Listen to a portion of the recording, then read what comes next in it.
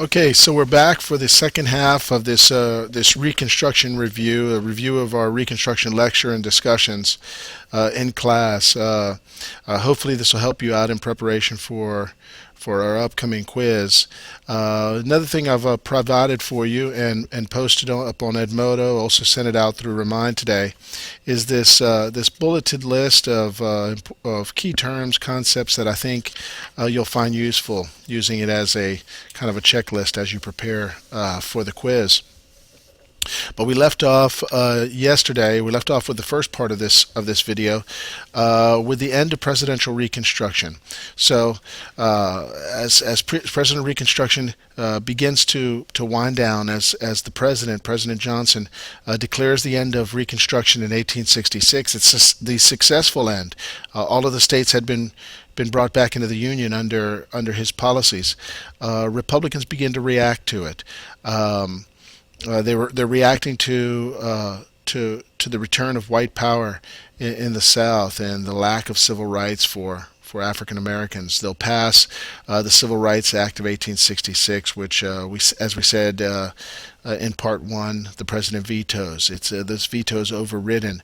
The Congress will vote to extend the Freedmen's Bureau, to reauthorize the Freedmen's Bureau, with the Freedmen's Bureau Act of 1866 also vetoed, also overridden. So what we have now is this power struggle taking place between the president and between the president and Congress. And as it looks here in 1866, things seem to be leaning towards the radicals in Congress. Then we have the midterm election of 1866. And that will mark the end of presidential Reconstruction and the beginning of Congressional Reconstruction, because when the new Congress is sworn in at the beginning of 1877, Republican control in Congress has expanded. Now we've reached the point where Republicans have pretty much secured a veto-proof majority. If moderates and radicals can stick together, if they can hold that coalition together, then they can pretty much drive through Congress anything that they want to accomplish. They can take over the reins of Reconstruction. So when they begin to pass legislation in 1867, what they'll essentially do is scrap presidential Reconstruction, start with a clean slate, and divide up the South into these 5 military districts with the passage of the first Reconstruction Act in 1867. They'll then pass another Reconstruction Act. They're going to send the military down to kind of take control of the South, essentially instituting martial law or close to it in the South. Each of these military districts will come under the control of a military general, and they'll restart the process of Reconstruction. They'll also pass and eventually send for ratification to the states the 14th Amendment, which will effectively overturn the Dred Scott decision, providing the ground rules for citizenship, establishing who is a citizen of the United States. It will also guarantee access to the Bill of Rights, rights from the Bill of Rights to all citizens. Also, the right to due process. So the 14th Amendment goes a long way towards providing for blacks, freed slaves, the kinds of rights that radicals in Congress wanted them to enjoy. Those things that were avoided or neglected under presidential Reconstruction. So we see this. We see Congress beginning to drive the Reconstruction train, and the president will still try to slow things down. And one of the things he's going to do to try to slow things down is try to control the military from within his administration.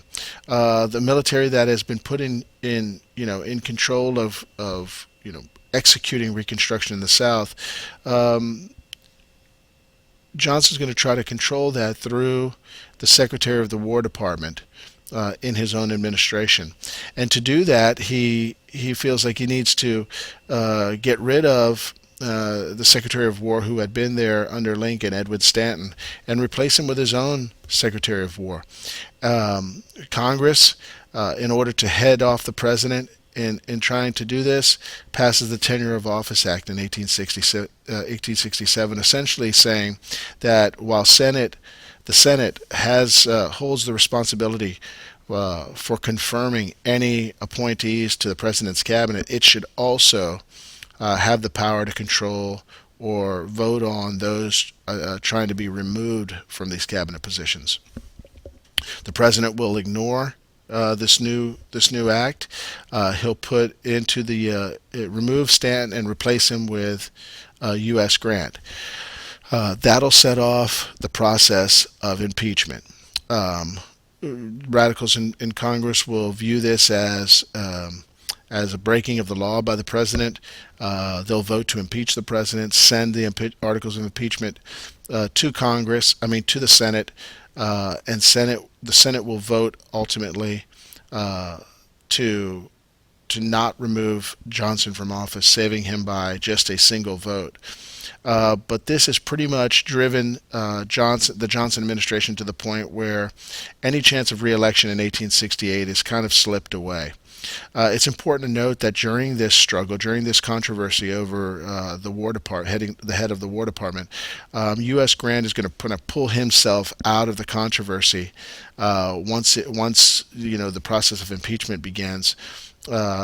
And will resign that position. So it really will end up not serving Johnson well in any respect, even though he will ultimately retain his office.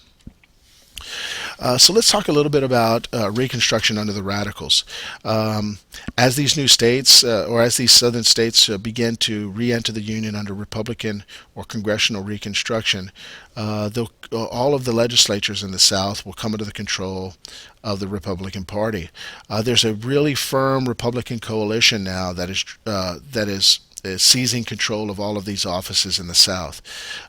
Free blacks on the one hand, who are now fully participating in the political process, carpetbaggers from the North, those that have come down to the South to take advantage of economic, political opportunities, but also to help in this transition from slavery towards freedom. Scallywags, Southerners who had sided with Republicans in Reconstruction. This will be a pretty firm Republican hold on the political situation in the South. Election of 1868 rolls around. Grant is elected president, and that bodes well for radicals in Congress. Now Republicans also hold the White House, and for much of U.S. Grant's first administration, it'll serve radicals well. They'll push through the passage of the 15th Amendment.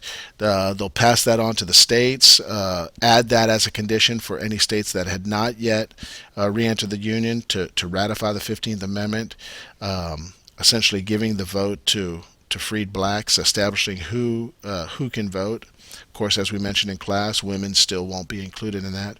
But things are going pretty well here for Republicans in Congress in putting forth everything they want to accomplish with Reconstruction. And then we start to see some situations come to pass that are going to start chipping away at the things that the Republicans have accomplished in the South. One of them is the creation of these white supremacy groups in the South, such as the Ku Klux Klan. So this is going to be a backlash to the newfound freedoms for blacks and political participation by blacks in the South. Ku Klux Klan, the KKK, other like-minded organizations will target blacks, will use intimidation tactics, terror, to scare blacks away from participating in the process. They'll also target whites, carpetbaggers, scallywags, anyone they see as participating in this process of Reconstruction. Congress will try to respond to that by passing the Enforcement Acts of 1870 and 71, but they'll have limited effect on the Klan's ability to exercise terror. And that terror will extend back into the northern states, with people just starting to get a distaste for and starting to tire of the process of Reconstruction. Um, in 1872, we start to see the decline of radical Reconstruction, beginning with the Amnesty Act of 1872. In one full swoop, 150,000 former Confederates will regain access to the political process in the South. We'll start to see them chip away at the Republican majorities held in all of these reconstituted Southern governments.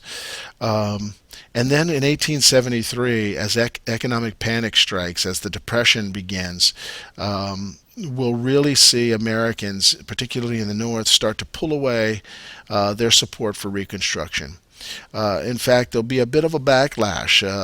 They'll look to the government and blame the government for the economic problems facing the country. They'll charge that too much attention has been paid to Reconstruction and not enough attention being paid to other important issues in the country. So in the midterm election of 1874, the country will sweep Republicans largely out of office, handing control of Congress back to Democrats for the first time since 1856. These Southern redeemers, these Southerners with newfound political leadership, will begin to dismantle Republican or radical Reconstruction.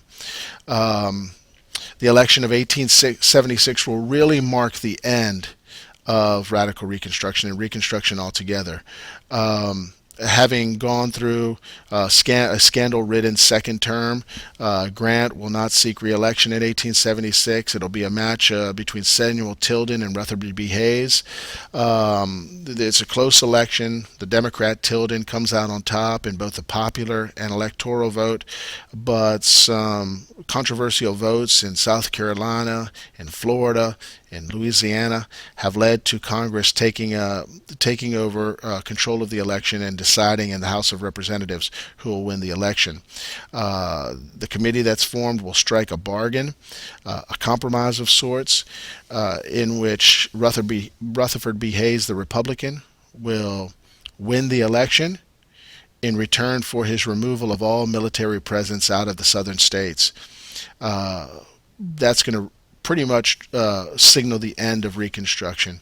By the end of 1877, most of the southern states will come back under the control of the Democratic power, and what we really have is a full redemption of the Old South, with everything pretty much except for slavery in place. So what happens in the wake of Reconstruction?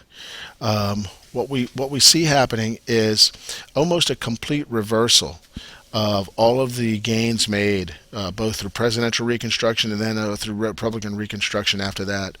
But there are some successes. The U.S. was made whole again. This whole debate that started the Civil War to begin with between states' rights and federalism is finally settled. The federal government comes out of the Civil War and Reconstruction period much stronger than it went in. We now talk about the United States as one single unit instead of a collection of semi-independent states. We have the 13th, 14th, and 15th Amendments that will, while won't establish or won't give rights, blacks won't enjoy all of the rights involved in that for some time. At least it provides the constitutional backing for the civil rights movement that will work over the next 100 years to provide these civil rights for blacks. And then we have the birth of black schools and churches that become the center of black society in the South. Of course, overall, we often refer to the period of Reconstruction as a failure. Southern Democrats will overturn almost all of what is accomplished. Black codes and Jim Crow laws will come to rule the day and in essence limit blacks in most areas of their lives and take away most of their rights and civil liberties through state law. And it won't be until the 1960s when the civil rights movement is finally successful in bringing some of those civil rights, some of those some of the civil liberties back to blacks. So Reconstruction in the end, I'll let you decide whether it was a success or failure. Historians have fallen on the side of mostly a failure, but it at least pushes us forward, at least gives us some constitutional backing for what's to come. I know that was really a whirlwind of coverage. But don't forget, make sure you review all the key concepts, and we'll see you tomorrow.